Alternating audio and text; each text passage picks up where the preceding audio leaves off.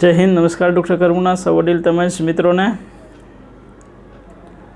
आज हूँ अपनी समक्ष हाइपरटेन्शन एटले high blood pressure high BP जेने सामान्य माणसों कहता होय छे एना विषे चर्चा करवा जई रह्यो छुं। मित्रों, केटलुं होय बीपी त्यारे हाई बीपी कहेवाय, एनुं चोक्कस निदान कई रीते थाय छे, हाई बीपी वधारे थाय त्यारे माणसने शुं शुं तकलीफ थाय, क्या दर्दीओने बीपी वधारे थवानी शक्यता है, कई रीते आपणे एने अटकावी शकीए, बीपी ने कंट्रोल न करो तो शुं शुं शरीरना अवयवोने नुकसान पहोंची शके छे, अने लास्ट दवा सिवाय एवी कई सारवार है जेना वडे तमे बीपी ने कंट्रोल करी शको छो। आ बधा पॉइंट विषे हूँ आज आपनी समक्ष चर्चा करीश। हवे हाई ब्लड प्रेशर हाइपरटेन्शन कोने कहेवाय? तमारुं ब्लड प्रेशर 140 उपरનું સિસ્ટોલિક અને નીચેનું 90 થી વધારે હોય। બીપી બે હોય છે બ્લડ પ્રેશર, બધાને ખ્યાલ હશે, એક ઉપરનું ને એક નીચેનું, આવા શબ્દો માણસો વાપરતા હોય। ઉપરનું એને સિસ્ટોલિક બ્લડ પ્રેશર કહેવાય, નીચેનું ડાયસ્ટોલિક બ્લડ પ્રેશર। ઉપરનું બ્લડ પ્રેશર 140 થી વધારે, નીચેનું 90 થી વધારે હોય તો એ માણસને હાઇપરટેન્શન છે અથવા બ્લડ પ્રેશર વધારે છે એમ કહી શકાય છે। જે લોકોની ઉંમર 60 થી વધારે છે એને 150 ઉપરનું હોય, નીચેનું 90 ત્યાં સુધી એને નોર્મલ કહી શકાય છે। આનાથી જો વધારે રીડિંગ હોય, આઈડિયલી 2 અથવા 2 થી વધારે રીડિંગ છે, એ જો એટલા વધારે આવતું હોય તો જ માણસને બ્લડ પ્રેશર વધારે છે એમ કહી શકાય છે। માની લો તમે એક વખત બ્લડ પ્રેશર ચેક કરાવ્યું 144 90 આવ્યું છે, પાછું તમે થોડા દિવસ પછી ચેક કરાવ્યું ત્યારે 130 85 આવ્યું, તો એ માણસને બીપી છે એમ ન કહી શકાય। हाँ, ए माणसने ध्यान खास आपवुं जोईए, पण हाइपरटेन्शन है एम न कही शकाय। એટલે 2 અથવા વધારે રીડિંગ છે, 140 થી 90 આવે, 60 વર્ષના ઉપરના 150 થી 90 થી વધારે આવે તો એને હાઇપરટેન્શન છે એમ કહી શકાય છે। હવે હાઇપરટેન્શન હાઈ બ્લડ પ્રેશરની જે બીમારી છે એનું પ્રમાણ પણ આપણા દેશની અંદર ડાયાબિટીસ કરતાં પણ વધારે છે। મિત્રો, 30% જેટલા પોપ્યુલેશનની અંદર આ હાઈ બ્લડ પ્રેશરનું પ્રમાણ જોવા મળે છે।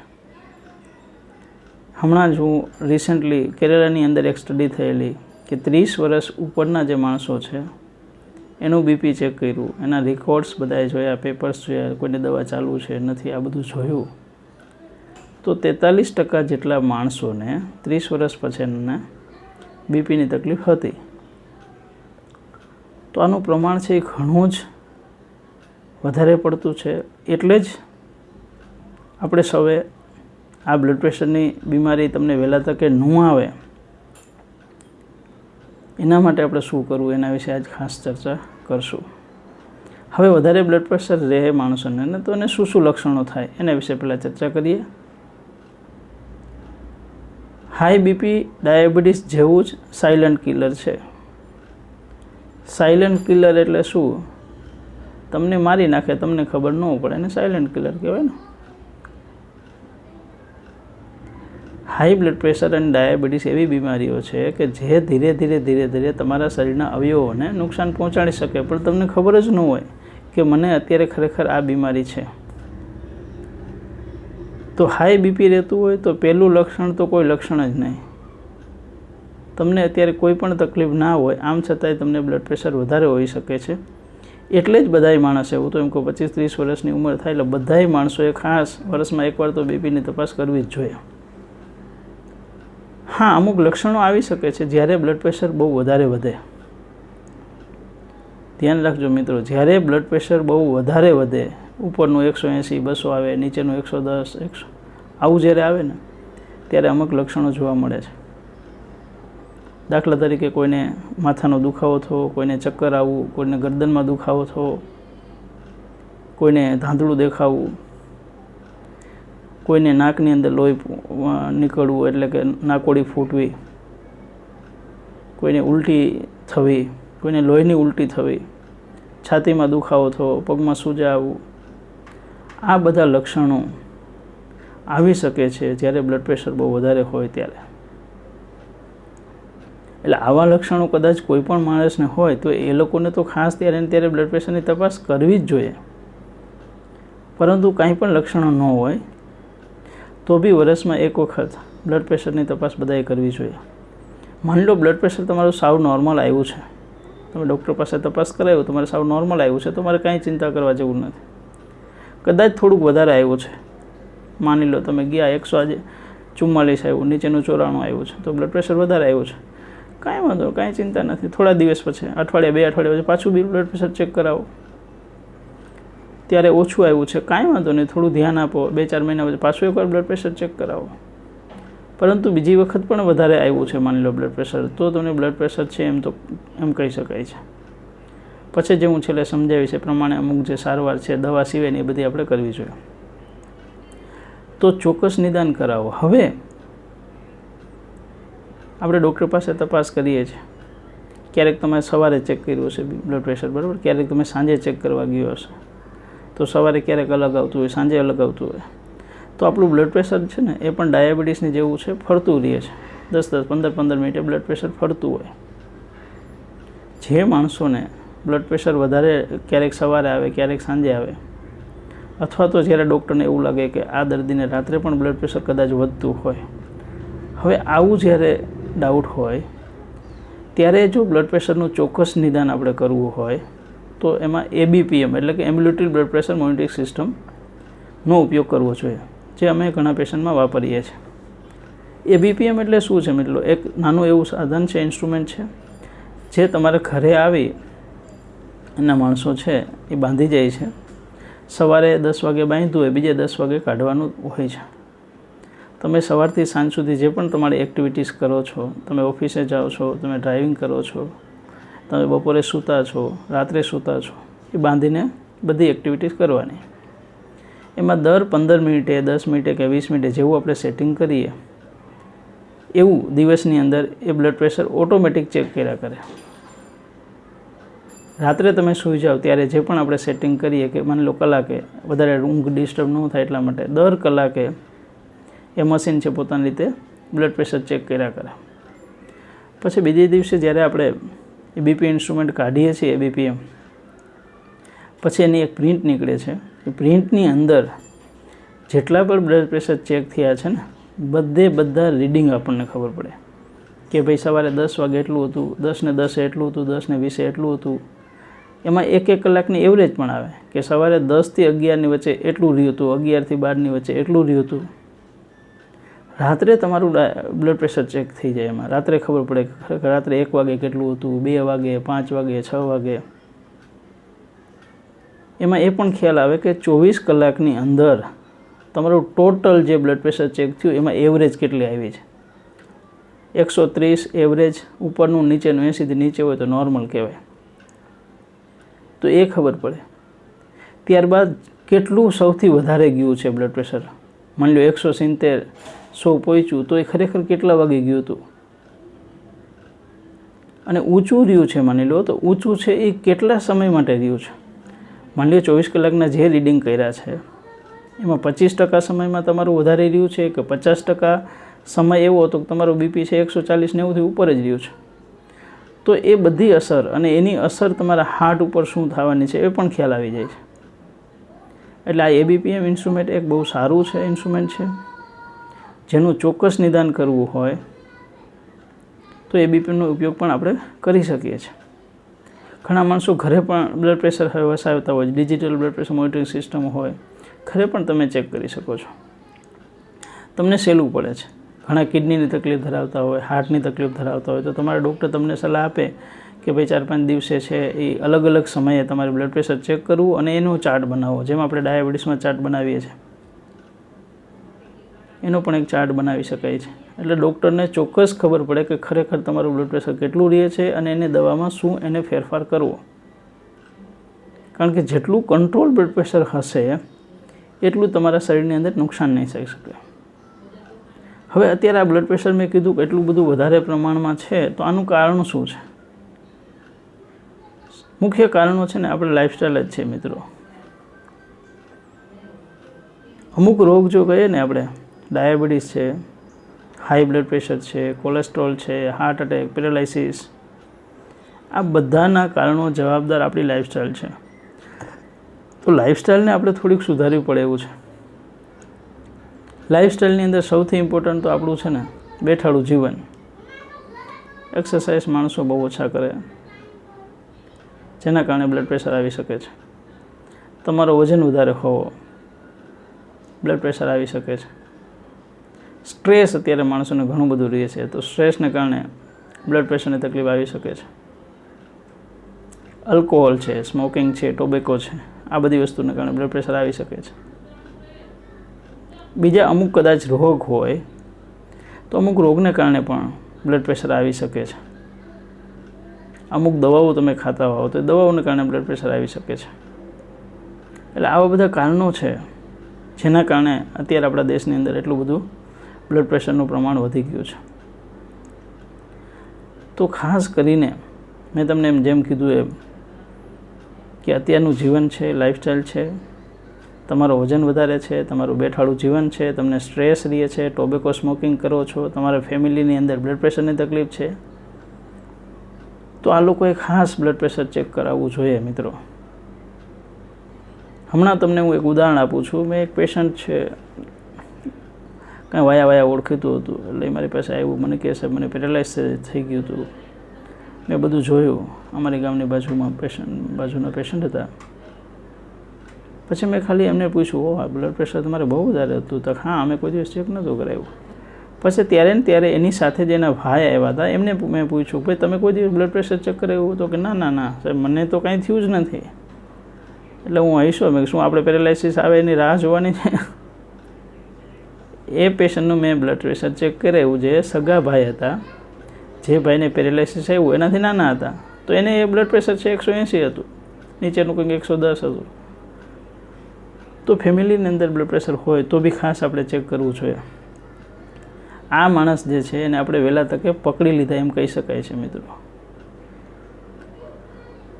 આપણે સ્વાસ્થ્યની અંદર ખરેખર ઘણી બધું ભૂલ કરીએ છીએ. આજે ખેડૂત હોય ને તો એ ખેડૂત પોતાના ખેતરનું સારું ધ્યાન રાખે, એમાં 3 વાર ચક્કર મારે ને 2 વાર ચક્કર મારે ને જરાય એમ થાય ને કે આ બરાબર નથી તો દવા છાંટે ને પહેલાંને પૂછે ને તેલાને પૂછે ને ઘણું બધું કરીએ છીએ. પણ જ્યારે શરીરનું સ્વાસ્થ્યની વસ્તુ આવે ને ત્યારે ઘણા બધા આપણે પાછળ છે એવું મને લાગે છે. અને આની ખાસ જાગૃત થવાની આપણે સૌને જરૂર છે. હવે માની લો બ્લડ પ્રેશર વધારે હોય, માની લો તમારું બ્લડ પ્રેશર 150-100 આવ્યું, ચેક કરાવ્યું, તમે કહેશો મને કાંઈ થતું જ નથી. પરંતુ જો આવું બ્લડ પ્રેશર વધારે રહેશે મિત્રો, તો એ ધીરે ધીરે છે એ તમારા શરીરના અવયવોને નુકસાન પહોંચાડી શકે છે. હવે કયા અવયવોને નુકસાન પહોંચાડી શકે છે? વધારે બ્લડ પ્રેશર રહેવાથી માણસને પેરાલાઇસિસ આવી શકે છે. તમે સમજો છો પેરાલાઇસિસ એટલે શું, કેટલી ખરાબ વસ્તુ છે. અને એ બ્લડ પ્રેશરને આપણે કંટ્રોલ કરીએ અને માણસને પેરાલાઇસિસ ન આવે તો કેટલી સારી વસ્તુ કહી શકાય. તો પેરાલાઇસિસ આવી શકે છે, હેમરેજ થઈ શકે મગજની અંદર, લોહીની ઉલટીઓ થઈ શકે છે માણસને, હાર્ટ એટેક આવી શકે છે. લાંબા સમયથી બ્લડ પ્રેશર વધારે હોય તો હાર્ટ પોડું થઈ જાય, હાર્ટ ઓછું કામ કરે, હાર્ટ ફેલિયર થાય. તમારી કિડનીઓ ખરાબ થઈ શકે છે, કિડનીઓ ખરાબ થાય, ડાયાલિસિસ કરવું કેટલું દુઃખજનક છે. પગની અંદર લોહીની સર્ક્યુલેશન ન પહોંચે, ગેંગ્રીન થાય, આવું બધું થઈ શકે જો તમારું બ્લડ પ્રેશર વધારે રહે અને તમે કાંઈ ન કરો તો. તો હવે બ્લડ પ્રેશર વધારે આવ્યું હોય તો આપણે ખરેખર દવા સિવાયની શું ધ્યાન રાખવું જોઈએ કે જેનાથી પણ તમે બ્લડ પ્રેશરને ઓછું કરી શકો છો. કોઈ પણ રોગ આવે એટલે ખરેખર એવું નથી કે ડૉક્ટર પાસે જાઓ એટલે ટીકડી ચાલુ કરે ને એવું બધું નથી. દવા સિવાયનું ઘણું બધું સમજવા જેવું છે. દાખલા તરીકે આજ તમારું વજન ઘણું બધું વધારે છે, તમને બ્લડ પ્રેશર આવ્યું છે, તમારું વજન તમે ઘટાડો. માની લો 10 કિલો વજન ઘટી જાય એ માણસને, તો તમારું છે 5 થી 20 millimetre of mercury, 20 millimetre of mercury ઉપરનું જે બ્લડ પ્રેશર છે એ ઘટી જાય. માની લો તમારું આજે 156 આવ્યું તો એમાંથી 20 ઘટી જાય, 136 પહોંચી જાઓ તમે, તો કેટલું સારું કહેવાય. એટલે વજન જે માણસનું વધારે છે એને વજન ઘટાડવો જોઈએ. આજે હું બીજી વાત નહીં કરી કે વજન ઘટાડો શું ફાયદા થાય. તમને આગળ વિડીયો જોશો તો ઘણું બધું ખ્યાલ આવશે વજનથી શું ફાયદા થાય. અત્યારે આપણે બીપીની વાત કરી કે બીપીની અંદર એટલો બધો ફાયદો થાય છે વજન ઘટાડવાથી. બીજું એક્સરસાઇઝ. મોટા ભાગે બધા મારા વિડીયોમાં તમે જોશો કે એક્સરસાઇઝ વિશે હું હંમેશા વાત કરું જ છું. ખાલી 30 મિનિટ તમે હાલવાનું દરરોજ રાખો ને મિત્રો, તો એ તમારું કદાચ 4 થી 8 મિલીમીટર ઓફ મર્ક્યુરી છે એ બ્લડ પ્રેશર ઘટી શકે છે. તો એક્સરસાઇઝ કરો, તમે વોકિંગ કરો, જોગિંગ કરો, રનિંગ કરો, swimming, badminton, whatever you like, જે તમને અનુકૂળ લાગે, સાયકલિંગ કરો. પણ એક્સરસાઇઝ અત્યારે જો તમે નથી કરતા, તમે મોટી બધી બીમારીઓને ભવિષ્યમાં આવકારો છો. So better if you want to avoid this, do regular exercise. બીજું નમક છે એ તમે ઓછું લ્યો. માની લો તમારું બ્લડ પ્રેશર વધારે છે તો ઉપરનું નમક આપણે ન લેવું જોઈએ. ઉપરનું નમક એ બધાએ આપણે સાંભળ્યું જ હશે, કોઈકને કોઈક બીપીની તકલીફ હોય એટલે માણસો કહેતા હોય. હવે એના વિશે થોડી ચર્ચા કરી. ઉપરનું નમક એટલે શું? રોટલા શાકમાં જે આપણે નમક નાખીએ છીએ એ સિવાયનું જે પણ આપણે વાપરીએ એને ઉપરનું નમક કહેવાય. દાખલા તરીકે અથાણા તમે ખાઓ છો તો એમાં નમક આવે છે, પાપડ ખાઓ છો તો એમાં આવે છે, છાશમાં નાખો છો તો એમાં આવે છે, મરચાંની ઉપર છાંટો છો તો આ આવે છે, કોઈ ઠંડા પીણા એવા પીએ છે કે જેમાં નમક આવે છે. તો આ બધું છે ઉપરનું નમક છે, એ ન લેવું જોઈએ. હવે એ ન લો અને શાકની અને રોટલામાં જો નાખીએ તો 6 ગ્રામ જેટલું કે 1 ચમચી જેટલું આપણે નમક ખાતા હોય છે એટલું તમે લઈ શકો છો. એટલે ઉપરનું નમક ઓછું કરી નાખો ને તો એ તમારું 2 થી 8 millimetre of mercury blood pressure તમારું ઘટી શકે છે. સારી વસ્તુ છે. હવે આ સિવાયની અમુક વસ્તુને માણસોને ખબર નથી. નમક ઓછું લેવું એ ખ્યાલ છે, અમુક વસ્તુ વધારે લેવી. માની લો તમારે ડાયાબિટીસ કે બીજી કોઈ તકલીફ નથી, ખાલી બ્લડ પ્રેશરની તકલીફ છે, તમે ફ્રૂટ્સ વધારે લો, તમે ગ્રીન લીફી વેજીટેબલ્સ વધારે લો, નાળિયેરનું પાણી પીવો. આ બધાની અંદર પોટેશિયમ વધારે હોય છે. જેટલું પોટેશિયમ તમે વધારે લેશો એટલું જ બ્લડ પ્રેશર તમારું ઘટી શકે છે. 4 થી 10 મિલીમીટર જેટલું તમારું બ્લડ પ્રેશર આ બધી વસ્તુ વધારે લેવાથી ઘટી શકે છે. ચરબીવાળી ફેટવાળી વસ્તુ છે એ ઓછી કરી નાખો. હવે આ સિવાય ટોબેકો છે, સ્મોકિંગ છે, આલ્કોહોલ છે, આ બધી વસ્તુ બંધ કરો તો બી તમારું બ્લડ પ્રેશર ઘટી શકે છે. એટલે દવા સિવાયના આવા બધા ઘણા ઉપાયો છે જે કરવાથી તમારું બ્લડ પ્રેશર ઘટી શકે છે. પરંતુ બ્લડ પ્રેશર ઘટશે અને એ બધું તમે કરશો ક્યારે? તમારું નિદાન થશે તો. સૌથી ઇમ્પોર્ટન્ટ મિત્રો, તમારું શરીર છે, આની કાળજી રાખો.